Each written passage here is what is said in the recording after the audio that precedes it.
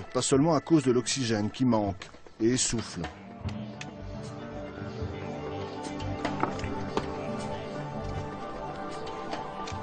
T'as un dégradé de la mer là-bas. Progressivement ça se confond avec les nuages qui dominent la Ligurie.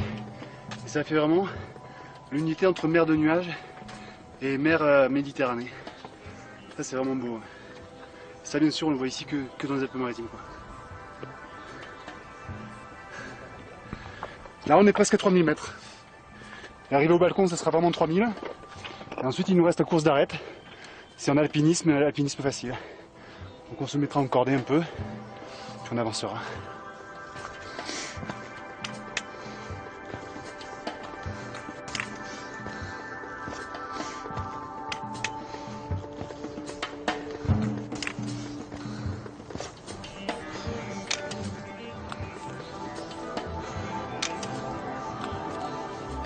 Pour Louis-Paul Martin, aussi à l'aise sur les arêtes que dans son jardin, aucune difficulté apparente. Il a grimpé plus de 200 fois le Gélas. Parce qu'il est loin encore. Hein. Et juste au-dessus, il y a une espèce de barre noire, et c'est la Corse, au-dessus de la mer de nuages. Alors là-bas, on voit la lance de la baie d'Antibes avec le cap, et derrière, il y a la lance de la baie de Cannes, et on devine les îles de Lérins, l'île Sainte-Marguerite et l'île Saint-Honorat. C'est vrai que d'ici, on ne devine pas toute cette construction qu'il y a sur la côte. C'est les Alpes dans la mer. Avec le beau temps ce midi, c'est presque la foule autour de la Madone. Une œuvre en bois sculptée par Louis-Paul Martin et posée au sommet comme un hommage à la montagne.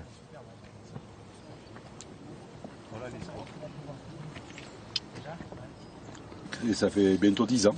Je ne pensais pas qu'elle reste, j'ai dit, la première année, puis... Ah, elle a 10 ans déjà. Elle va avoir 10 ans le 25 juillet 2014.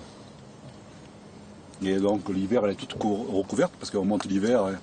En montant l'hiver, des fois, on voit un peu la pointe de la croix dépasser, parce que la neige, elle fait comme ça, là, un petit peu vers là-bas. D'accord. Et on est à 1,50 m au-dessus de ça. Ah ouais, Ouais. Wow. Donc elle est protégée. Au pied de la croix qui termine le sommet, il existe un petit tiroir où est rangé bien à l'abri un cahier. La mémoire du Gélas, la mémoire de tous ceux qui sont montés.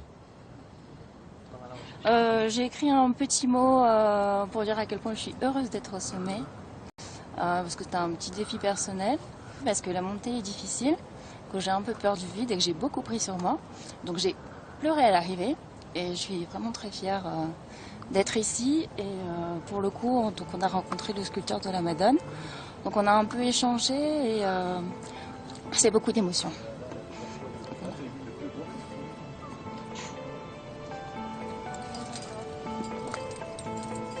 Il savoure l'instant.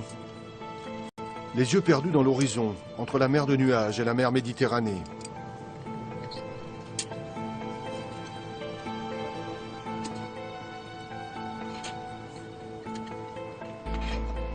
Je descends de temps en temps en bas pour me baigner un petit peu, pour pas rester comme un sauvage.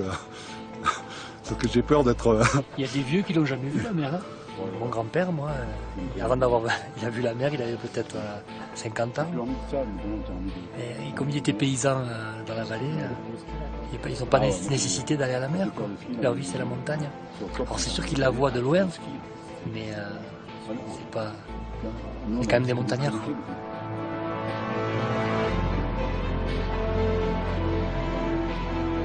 Quelques minutes d'éternité tout là-haut, et les grimpeurs sont redescendus.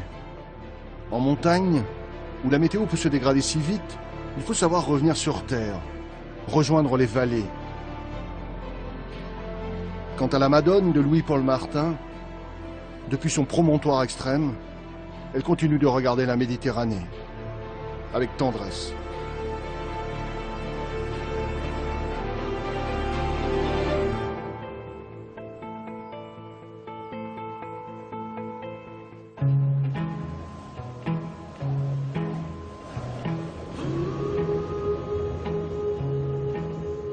Notre périple dans les Alpes-Maritimes s'achève sur cette invitation au voyage. Une invitation pleine de promesses.